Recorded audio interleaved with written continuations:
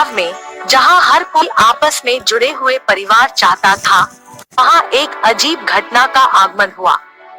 गांव के उस होटल में रसोइये की जगह रोज बदलती थी, लेकिन खाना हमेशा स्वादिष्ट होता था।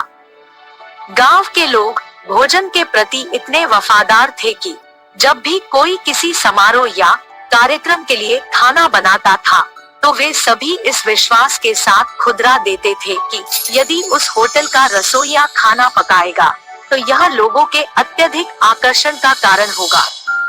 सुबह सुबह ग्रामीण अपनी दैनिक दिनचर्या में व्यस्त थे, जिसमें कृषि कार्य, व्यापार और घरेलू काम शामिल थे।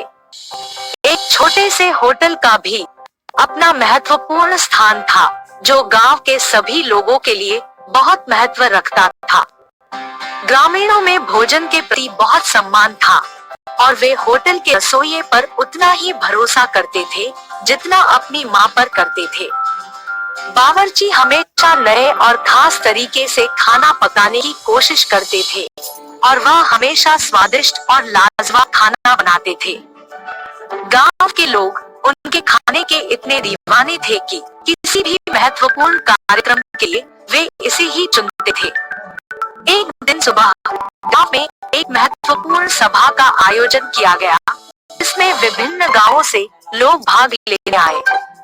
सभा के आयोजन के लिए रसोइये को भी चुना गया। बैठक की दिनचर्या योजना से भरी थी और बैठक में आए लोग रसोइया द्वारा बनाए गए भोजन का स्वाद लेने के लिए उत्सुक थे। सभा शुरू हो गई और लोग भोजन का आनंद लेने लगे। भोजन की मिठास, विविधता और विशिष्टता ने सभी को आकर्षित किया और वे सभी खुश थे कि वे बावर्ची के भोजन का स्वाद ले रहे थे। लेकिन यह सब कुछ एक अद्वितीय चीज के पीछे छिपी हुई थी। बावर्ची का असली नाम नहीं था, बल्कि वह एक बुद्धिमान बंदर था जो मानव बुनाई के कपड़ों में विद्यमान था। वह बंदर बहुत ही बुद्धिमान और आलसी था। उसे लगता था कि मनुष्यों के खाने में सिर्फ वही आसक्त हो सकता है जो स्वादिष्ट हो। इसी विचार से उसने मानव बुनाई के कपड़ों में बदलकर खुद को होटल के बावर्ची के रूप में दिखाने का निर्णय लिया। बंदर ने अपनी चालाकियों से नए नए खाने बनाने की कोशिश की और वह हमेशा से देखता रहा कि उसके बनाए गए खाने से लोग मनोरंजन करें और उसके परिवार की तरह सहयोग करें। दिन रात की मेहनत के बाद उसकी चालाकियां कामयाब हो गई और उसकी खाने की विशेषता ने गांव के लोगों का दिल जीत लिया। उसके खाने से सभी अत्यधिक प्रसन्न थे और उसे सभी की सराहना मिल रही थी।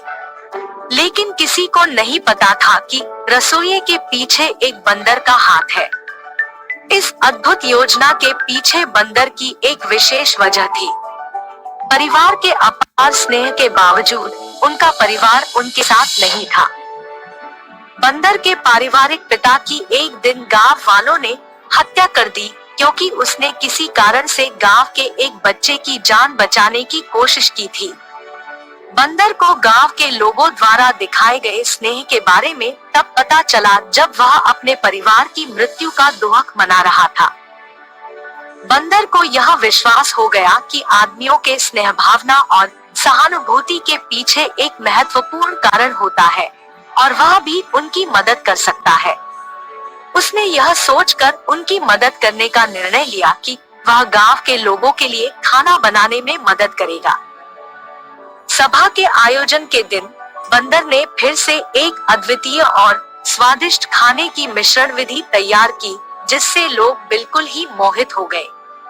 जब लोग उसके बनाए गए खाने का स्वाद लेने लगे, तो बंदर ने आत्मविश्वास से भरपूर होकर उन्हें बताया कि वह खुद बंदर है और उसने मानव बनाई की बुनाई में खुद को छिपाया है।